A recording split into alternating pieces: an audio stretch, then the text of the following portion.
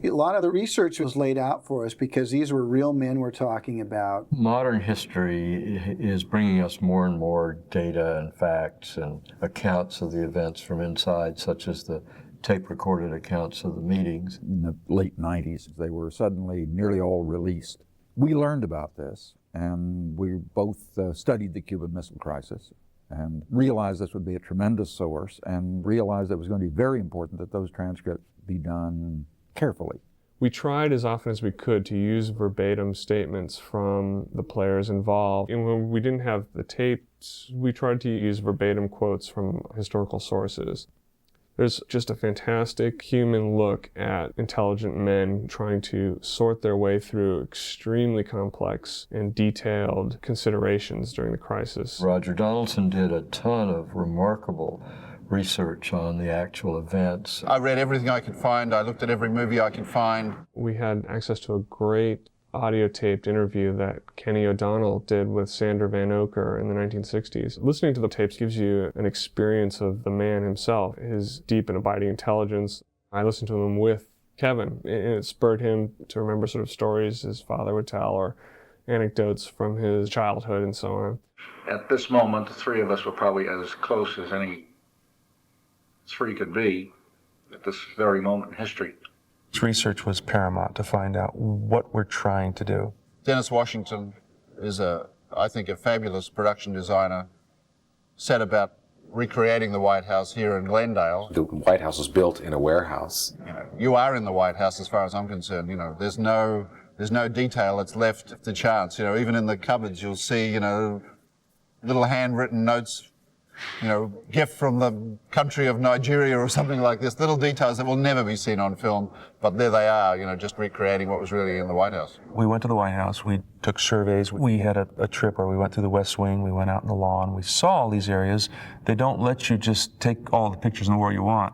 Fortunately, it is documented. All those details, I think, make a big difference. And just making sure that if it's out there, if it can be found, we're starting with what's supposed to be there. Time magazine, Life magazine, any magazine we found with the Kennedys in it, we always found a different picture and we always found something else. I think the sets should feel as real as they can. Actors have told me this before. I think it really makes them feel more like who their character was. We duplicated the Oval Office as close as we could, so there were little things that were specially manufactured, like the coconut that's on the president's desk.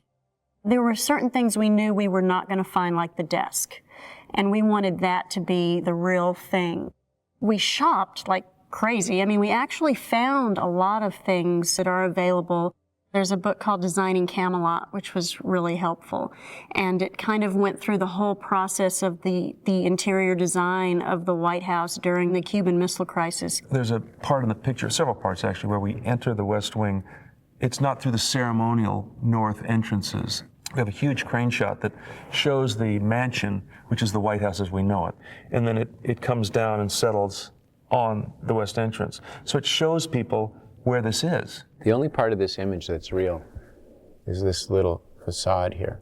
When we shot the United Nations Council, on one monitor we had the actual United Nations tape, and on the other monitor we had what we were shooting. I was more interested in sort of trying to recreate the look of the UN rather than these actors being identical people.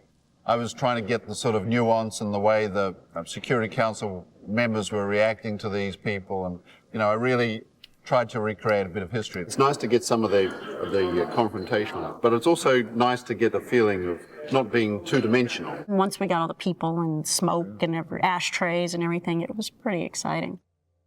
Philippines is Cuba. I think people have an idea of what Cuba should look like, even though very few people have actually been there. And rather than dealing with the logistics of trying to shoot in Cuba, the production actually went to the Philippines, which is filled with these wonderful palm tree forests that don't exist everywhere. And also in the Philippines, there's Clark Air Force Base. And it just so happens that they have an RF-8 Crusader, 10 of it, that are just sitting on the tarmac for years. And so when I found that, we made a deal with the government so we could get them. We have to disassemble them, move them to Clark Air Force Base, reassemble them, paint them, and then return them. The F-8 sequence involved taking some very low altitude runs out of a Learjet. It was pretty hair-raising at times. We were 250 miles an hour 30 feet off the ground, down below the tops of the trees.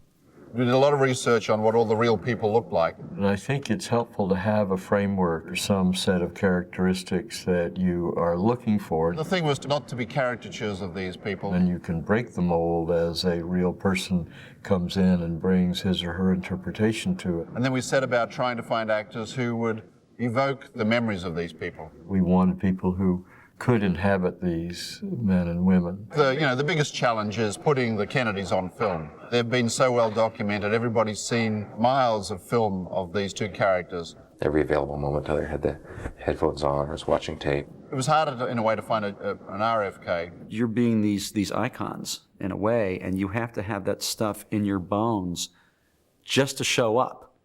Just to walk into the room. In the audition, he did a real speech that he made, and suddenly this character just came alive. Bruce and I we had about 5 weeks when we were both in preparation, and we'd call each other on the phone and do dueling Kennedys. Unfortunately, I constantly win because he's not that good at it. And you have to work and work and work and drill and drill and drill. Like if you were a basketball player or something, you just do it until it becomes second nature, and you don't have to think about it. When we were shooting the movie, I had a multiple camera set up with some of the sequences around the tables where we've got a lot of characters. I wanted to be able to use their hand gestures and overlap dialogue, and the multiple cameras gave me more options in terms of the coverage that I had in the time that I had to shoot it. It also gave me the options of being able to edit it in a more freewheeling style. If you listen to the tapes that Jack Kennedy secretly recorded in the cabinet room and some in the Oval Office, they really do fire all around the room. People don't finish thoughts, they don't finish sentences, they talk over the tops of each other. Choice of staging, where what I wanted to do, it was very important to us to try to incorporate all this set on one stage, including the exterior, so that we could have the people roam through the halls, roam through the offices, through the Oval Office, through the cabinet room, come outside, come on the colonnade, go to the grass, go. I think we need that because it's a story of so many meetings and so many intense conversations inside in these rooms. I think you need the movement, and I need to give Roger the flexibility to be able to move people around and take these conversations on the run and go outside and air it out, get a blast of light or moonlight, come back in, and it just helps fill out, I think, what's going on inside. The more I could give him on something like that, the better. I hope we can feel that you really are there, and not only there, but there in the era. The black and white sequences in the film are intended to be evocative of the 60s. There were some very famous photographs taken of the Kennedys in the Oval Office and outside on the portico that were published in Life magazine. And I wanted to be evocative of those times and those photographs. And it seemed appropriate that when we introduced some of these characters, it'd be best to see them in black and white rather than in color, because that somehow took you back in time and then brought you up to the present and becomes color. Out in Pennsylvania Avenue, which is closed off now, but it's right in front of the White House, we had permission to go out there and get establishing shots of the White House. In the case of the demonstrators outside the White House, in the film is some film really shot outside the White House, cut with some really great 35mm black and white film that we restored and colorized, and it looks pretty convincing. In fact, cut with this other film, you really can't tell where one starts and the other ends. In the case of the film shot on the aircraft carriers, these were aircraft carriers that no longer are sailing, planes that are no longer flying. I wanted to be able to use some of this footage in the movie. So what we did was we restored the film, made it sharper, worked on it so that when you put it into the movie, you're not really aware of where one starts and the other finishes. To match in some of the footage that we shot, to match it in with the archival footage, we did two things. We restored some of the archival footage so it looked more like modern film, and we took some of our modern film and we degraded it so it matched better the archival footage. Some of the research led to changes in the script. There were things like the letter that Jack Kennedy wrote to the family of Major Anderson. There were details like that that helped bring the script alive.